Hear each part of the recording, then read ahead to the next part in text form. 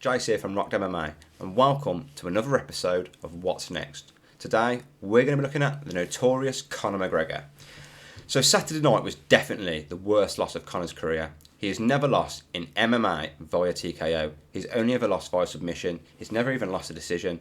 So this was probably the one outcome no one was really expecting other than Khabib. Khabib said to Dana before the fight, if Dustin can get out of the first round and a half, he's got this, and that's exactly what he did. So let's take a look at who Conor should face next.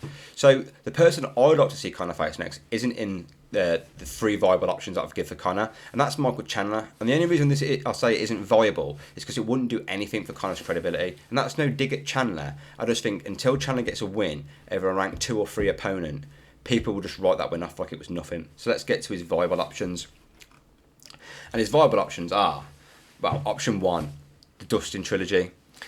That is the only fight that's probably going to do anything for Conor's credibility at the moment. And to be honest, I think it's going to be the fight that he's gunning for.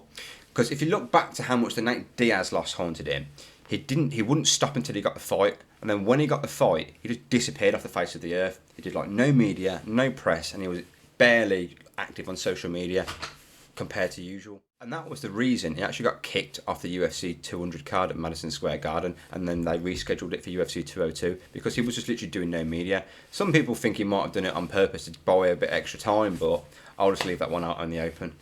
So this brings us to option 2, the Nate Diaz trilogy. And I think this is the easiest option for Conor, and that's no dig at Nate. I just don't think Nate's the same fighter as he was about 3 or 4 years ago. I just think it's a little bit slower. He's still got that dog in him, but he just doesn't seem to have that sharpness any more than like he used to. And to be fair, if they fight and it's a 5-rounder, I don't think Nate would make it to the 5th round just due to the scar tissue on his face. And if Conor, can actually last that long and he puts up his striking like he usually does, I think the doctor will just jump in there and stop it before they even get to a decision.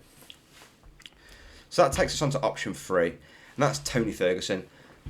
So that's a slightly harder fight than the Nate Diaz fight, and it does slightly more for his credibility. However, even still, it doesn't do that much. And both fighters need to win that fight if they want to keep any sort of relevancy in the lightweight division. Because let's face it, if either of them win, they're still not even going to get into the top 3, let alone like a title contender shot after it.